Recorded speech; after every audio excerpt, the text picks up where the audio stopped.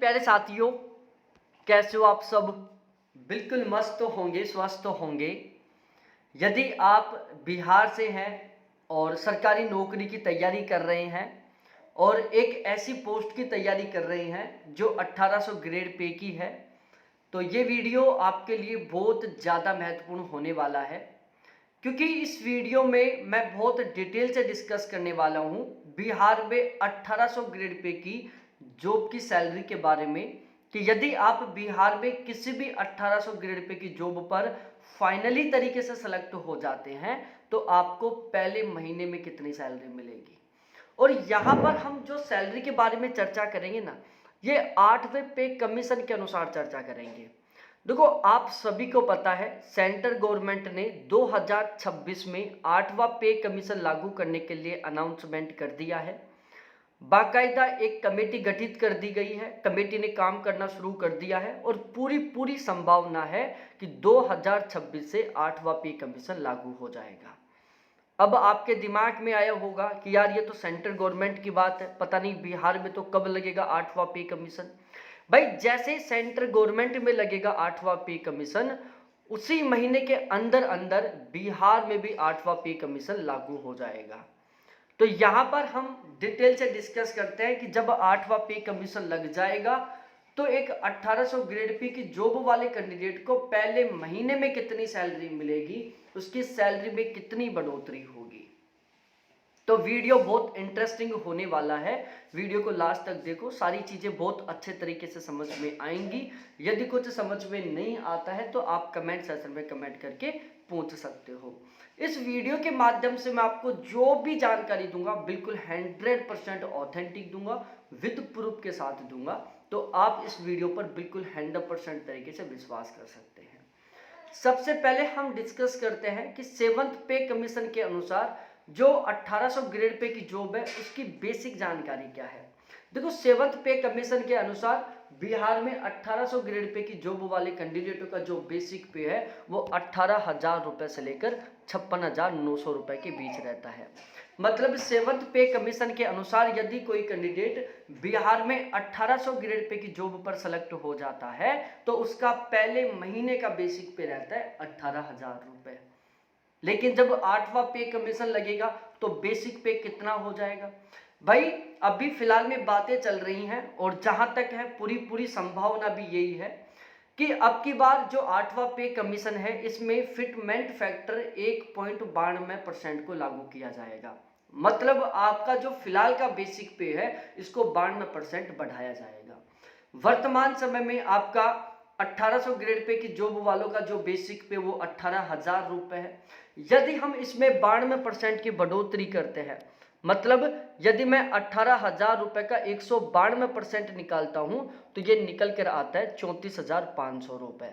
मतलब जिस कैंडिडेट का आज स्टार्टिंग में बेसिक पे 18,000 रुपए है, 8वां पे कमीशन लगने पर उसका बेसिक पे 34,500 रुपए हो जाएगा। ठीक है, मतलब बेसिक पे में एक बहुत अच्छी खासी ग्रोथ हो रही है। उसके बाद डीए के बारे में डिस्कस करें, जिसको हम डीएनएस अलाउंस या महंगाई भत्ता बोलते हैं। देखो, फिलहाल में जो महंगाई भत्ता है वो 53% है, लेकिन जैसे 8वां पे कमीशन लागू होगा तो डीए की शुरुआत बिल्कुल जीरो से होगी। तो पहली बार डीए लागू किया जाएगा। अब वो डिपेंड करता है गवर्नमेंट के ऊपर कि वो कितना लागू करती है, 2% करती है, 3% करती है। लेकिन हम यहाँ पर मान के चल रहे हैं कि जो पहली बार डीए लागू होगा वो 3% के अकॉर्डिंग होगा। तो 34,500 रुपए का यदि मैं 3% निकालता हूं तो ये निकल कर आता है 1,035 रुपए, जो आपका डीए रहने वाला है। उसके बाद हम एचआरए के बारे में डिस्कस करते हैं, हाउस रेंट अलाउंस के बारे में डिस्कस करते हैं। देखो, एचआरए के 3 रेट हैं फिलहाल में, 3%, 6%, 8% और 16%। सॉरी, 4 रेंट हैं। मतलब एचआरए के मामले में बिहार को 4 कैटेगरी में डिवाइड किया गया है, 3%, 6%, 8% और 16%।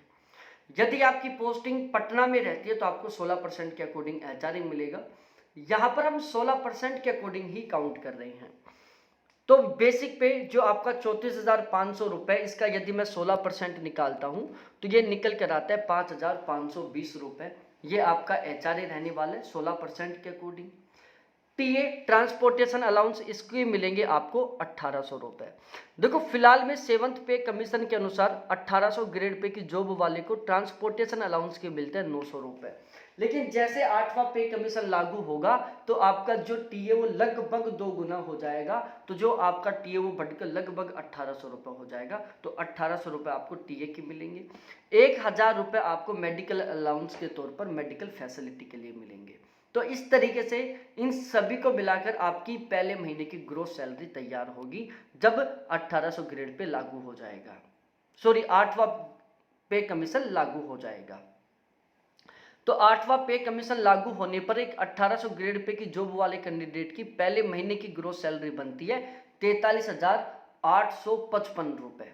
अब इसमें कुछ कटौतियां होंगी, जैसे एनपीएस का कटा 3,553 रुपये, जीआईएस के कटे 120 रुपये।